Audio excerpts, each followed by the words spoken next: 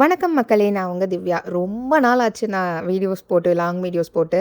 எனக்கு காலையில் இந்த லஞ்ச் பாக்ஸ் வீடியோ ரெக்கார்ட் பண்ணி, எடிட் பண்ணி போட்டுட்டு, அதுக்கப்புறம் குட்டி பாப்பா கூட ஸ்பெண்ட் பண்ணுறதுக்கு தான் டைம் எனக்கு கரெக்டாக இருக்குது.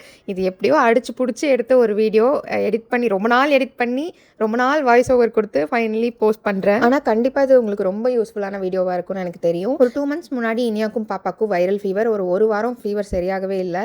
அந்த டைமில் டாக்டர் வந்து ஒரு அட்வைஸ் சொன்னார். என்னென்னா, இந்த மாதிரி நீங்கள் கார்பா கஞ்சியாக வச்சு கொடுக்காம நல்ல ப்ரோட்டீன் ரிச் ஃபுட்டாக கொடுத்தீங்கன்னா அவங்களோட ரெக்கவரி வந்து கொஞ்சம் ஃபாஸ்ட்டாக இருக்கும். அண்ட் ரெக்கவர் ஆனதுக்கப்புறம் ரொம்ப டயர்டாக வீக்காக ஃபீல் பண்ண மாட்டாங்க அப்படிங்கிற மாதிரி சொன்னாங்க. ஸோ அவரோட அட்வைஸ் படி இன்றைக்கி நான் உங்களுக்கு ஒரு வீடியோ போட்டிருக்கேன். முதல் 2 நாள் ரொம்ப ஹை டெம்பரேச்சரில் ஃபீவர், 103க்கு மேலே தான் ஃபீவரே இருந்தது. ஆரம்பித்ததே 102 தான் ஆரம்பிச்சது, 103க்கு மேலே தான் அப்படியே ஸ்டேபிளாக இருந்தது. அது குறையவே இல்லை. 104.2 போகும்போது கண்ணெல்லாம் மேலே போய் அப்படியே மயங்கி விழுந்துட்டா.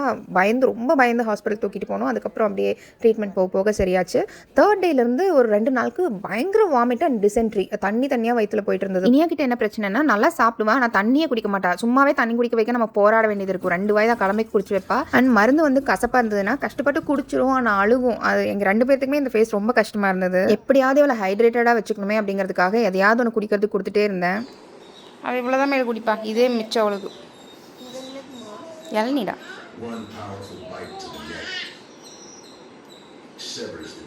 பட்டோ வாந்தி மருந்து, வாந்தி மாத்திரை எடுத்துக்கோ. கையில் இருக்கிறத பார்க்கவே இல்லையா?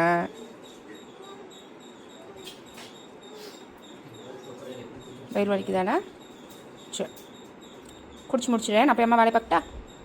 ஸோ டாக்டர் வந்து ப்ரோட்டீன் ரிச்சாக கொடுங்க, டெய்லியுமே முட்டை கொடுங்க, சிக்கன் கொடுங்க, காய்ச்சல் நல்லா வரைக்கும் டெய்லியும் சிக்கன் கொடுங்கன்னு சொன்னால் எனக்கு ரொம்ப பீதி ஆயிடுச்சு. ஏன்னா மற்ற டைமில் ப்ரோட்டீன் ரிச்சாக கொடுக்குறது ஓகே, ஃபீவர் டைமில் அவங்களுக்கு இதெல்லாம் ஜீரணம் பண்ண முடியுமா அப்படின்னு எனக்கு டவுட்டாக இருந்துச்சு. ஸோ ரொம்ப தயங்கி தான் அவர்கிட்ட கேட்டேன். அவர் என்ன சொன்னாருன்னா, நீங்கள் வந்து எவ்வளோ ஹெல்த்தியாக எவ்வளோ ப்ரோட்டீன் ரிச்சாக கொடுக்குறீங்களோ அவ்வளோ ஃபாஸ்ட்டாக அவங்க வந்து எந்திரிச்சு நடக்க ஆரம்பிச்சிடுவாங்க. கஞ்சி வச்சு கொடுத்துட்டு இருந்தீங்கன்னா 10 நாள் ரெடி ஆகிறவங்க, நல்லா ப்ரோட்டீன் ரிச் ஃபுட்டாக கொடுத்தீங்கன்னா 4 நாளில் எந்திரிச்சுக்குவாங்க அப்படிங்கிற மாதிரி சொன்னார். அண்ட் வாந்தி வருது, வயிற்றில் போகிறதுலாம் வைரஸ்னால தானே தவிர அவங்க டைஜஸ்டிவ் பார்ட்ஸ்லாம் வந்து எதுவும் பிரச்சனை பண்ணுறதுனால கிடையாது அப்படிங்கிறது எனக்கு புரிய வச்சார். ஸோ இப்போ எனக்கு புதுசாக ஒரு விஷயம் தெரியும் போது அதை வந்து இந்த வீடியோஸ் பார்க்குற ஒரு 5-6 பேருக்காவது தெரியப்படுத்தலாமே, அவங்களுக்கு இது யூஸ்ஃபுல்லாக இருக்குமே அப்படிங்கிறதுக்காக தான் நான் இந்த வீடியோவே போடுறேன். இனியா எந்திரிச்சதும் பேராசிட்டமால், அதுக்கப்புறம் கொஞ்சம் நேரம் கழிச்சு இளநீ கூடவே வந்து வாந்தி வராமல் இருக்கிறதுக்கு சாப்பிட்றதுக்கு 1/2 hour முன்னாடி ஒரு மாத்திரை போட சொன்னாங்க. அது எல்லாம் கொடுத்தாச்சு. பிரேக்ஃபாஸ்ட்டுக்கு முட்டை கூட கிம்ச்சியை நல்லா பீட் பண்ணிட்டு தோசை தவால ஊற்றி அதை ரோல் மாதிரி பண்ணி கொடுத்தாச்சு. அவளுக்கு ஆக்சுவலி சாப்பிட பிடிக்கலன்னா கூட நான் யோசிச்சிருப்பேன். அவன் நல்லா காரமாக கேட்டா. ஸோ ஓகே, நம்ம கொடுக்குறத அவள் சாப்பிடுவாங்கிற ஒரு இதில் எல்லாத்தையும் கேட்குறதெல்லாம் பண்ணி கொடுத்துட்டேன். ஆனால் வாந்தி வந்துட்டு இருந்ததுனால காரம் கொஞ்சம் கம்மியாக தான் போட்டேன். முதல்ல எக்கு சாப்பிட்டுக்கோ, அப்புறம் கடைசியில் முருங்கைக்காய் சாப்பிட்டுக்கான சாப்பிட்றணும். நீ எப்படி வேணாலும் சாப்பிடலாம், உன் இஷ்டம் தான். ஆனால் எப்படியோ சாப்பிட்றணும். எப்படி இருக்குது? சுடுதா? தேங்க்யூ. அவளுக்கு கிம்ச்சியோட டேஸ்ட் பிடிக்குங்கிறதுனால அந்த எக் ரோல் ஈஸியாக உள்ளே போயிடுச்சு. ஒரு சளி மருந்து ரொம்பவே கசப்பாக இருந்தது. நமக்கே அது கசப்பாக இருக்கும். ஒவ்வொரு தடவை அது குடிக்கும் போதும் அழுதுகிட்டே இருந்தா. சமாதானப்படுத்தி குடிக்க வச்சுட்டு இருந்தேன். இது ஃபஸ்ட்டு குடிச்சிக்கோ, இது இனிப்பாக இருக்கும், கடைசியில் குடிச்சிக்கலாம். இது ஃபஸ்ட்டு குடிச்சிக்கோ. கசக்காது, அயன் டேஸ்ட் இருக்கும் ஒரு மாதிரி. ஊற்றிடு, வாயில் ஊற்றிடு நல்லா. குட். இதை குடிச்சிக்கோ. ஒன்றும் இல்லை. இது இனிப்பாக இருக்குல்ல? சமத்து. சரியா போ. டாக்டர் சொன்னாங்களே, இன்னும் 2 daysக்கு வயிறு வலிக்கும், டிசென்ட்ரி ஆகும். சரியா? எந்த டைமில் என்னென்ன ஃபுட் கொடுக்கலாம் அப்படின்னு ஒரு ஐடியா பிளான் வேணுங்கிறவங்க இந்த வீடியோ ஸ்டார்ட் ஆகிறப்போ நான் ஒரு லிஸ்ட் போட்டு வச்சுருப்பேன், டைமோடு போட்டு வச்சுருப்பேன். அது வேணும்னா நீங்கள் யூஸ் பண்ணிக்கலாம். அப்படி இல்லை அப்படின்னா இந்த ஃபுட்டை வந்து ரெஃபரன்ஸாக வச்சுக்கிட்டு நீங்கள் உங்கள் பாப்பாவோட டைம்க்கு ஏற்ற மாதிரி அட்ஜஸ்ட் பண்ணிக்கலாம். பவுச்சா? வா, இங்கே பாருங்க, இனியால் பவுச் செஞ்சுருக்கா. சூப்பர்ரா, அழகாக இருக்கு. பட்டு சவுண்டு வருது. அதே மாதிரி சளியோ காய்ச்சலோ இருக்கும் போது வாழைப்பழம் கொடுக்கக்கூடாது, ஆரஞ்சு கொடுக்கக்கூடாது, இந்த மாதிரிலாம் நிறையா சொல்லுவாங்க. அது எல்லாமே மித்துங்க. நீங்கள் வந்து விட்டமின் சி, மெக்னீஷியம்லாம் நிறையா இருக்கிற ஃபுட் கொடுத்தீங்க அப்படின்னா அவங்க ஈஸியாக ரெக்கவர் ஆயிடுவாங்க. அவங்க உடம்புக்கு தேவையான விட்டமின் சி எல்லாம் அதிகமாக கிடைக்கும் போது அவங்களுக்கு அதிக எதிர்ப்பு சக்தி கிடைக்கும். ஸோ சீக்கிரமாக ரெக்கவர் ஆயிடுவாங்க. இந்த சாத்துக்குடி ரொம்ப புளிச்சது அப்படிங்கிறனால அவனால் குடிக்கவே முடியல. ரொம்ப கஷ்டப்பட்டு தான் குடிச்சிட்டு இருந்தா. வாயெல்லாம் வறண்டு கிடக்குது. தண்ணி குடிச்சிட்டே இருக்கணும். சரியா? பாட்டில் பக்கத்தில் தான் இருக்குது, குடிச்சிட்டே இருக்கணும். லெமன் மாதிரி தான் இருக்கும் சாத்துக்குடி. குடிச்சிடும், ஃபுல்லாக குடிச்சிடும். நிறைய தண்ணி மிக்ஸ் பண்ணியிருக்கேன். உப்பு வேறு போட்டிருக்கேன் புளிக்காமல் இருக்கிறதுக்கு. நீ அது என்னடி என்னமோ பண்ணி வச்சுருக்க?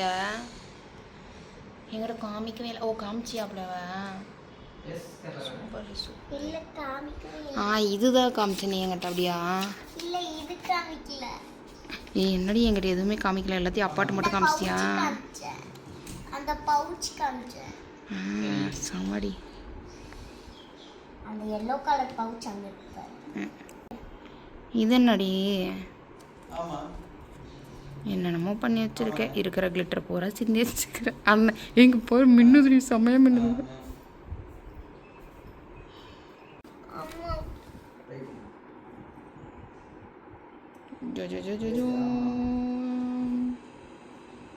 முழுங்கிரு.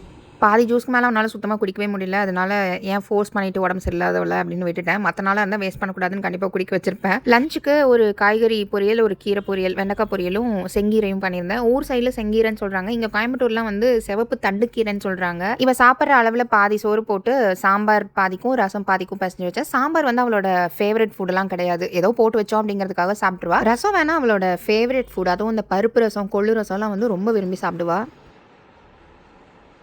சூப்பராக இருக்கு ரசம், காரமே இல்லை. ஓகே என்னடி கேக் பேக் பண்ற மாதிரி? ஆவல்ல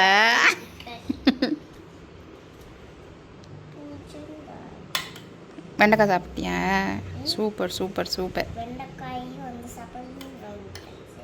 சரி ரசமும் பொரியலையும், இந்த பொரியலையும் சாப்பிட்ரு. சமத்து. சரி சாப்பிட்றியா? நான் பாப்பாவுக்கு சாப்பாடு கொடுத்துட்டு வரேன். ம்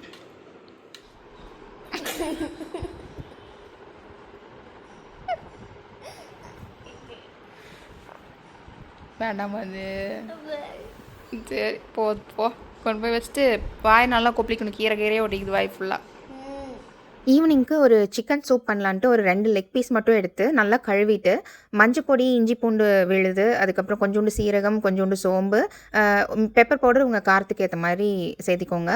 உப்பும் போட்டுட்டு எவ்வளோ தண்ணி வேணுமோ போட்டுட்டு ஒரு 5 விசில் விட்டு எடுத்திருக்கேன். இந்த சூப்புக்கு சுத்தமாகவே எண்ணெய் ஊற்ற தேவையில்லைங்க, ஒரே ஒரு ட்ராப் ஆயில் கூட தேவையில்லை. நல்லா வெந்த லெக் பீஸஸை வெளியில் எடுத்துட்டு தேவையான அளவுக்கு உப்பு, பெப்பர் பவுடர், சீரக பவுடர்லாம் கொஞ்சம் தூவி பட்டி டிங்கரிங் பண்ணிவிட்டு கொஞ்சம் சுட சுட இருக்கும் போதே கொடுத்தீங்கன்னா அந்த சளி பிடிச்சதுக்கு அவங்களோட த்ரோட்டில் அப்படியே சூடாக உள்ளே இறங்கும் போது நல்ல ஃபீல் கொடுக்கும். அண்ட் மிளகுத்தூள் போட்டிருக்கிறதுனால இருமல் கொஞ்சம் கம்மியாகும். வீட்டில் 2 குழந்தைங்க இருக்கும்போது, அதுவும் ஒன்று ஸ்கூல் போகிற வயசில், இன்னொன்று ரொம்ப குட்டியாக இருக்கும்போது, எல்லா பேரண்ட்ஸ்க்கும் இருக்கிற ஒரு பயம் என்னென்னா, பெரியவளுக்கு ஸ்கூல்லேருந்து ஏதாவது சளியோ காய்ச்சலோ வரும்போது சின்னவளுக்கும் வந்துடுமே அப்படிங்கிற ஒரு பயம் ரொம்ப இருக்கும்.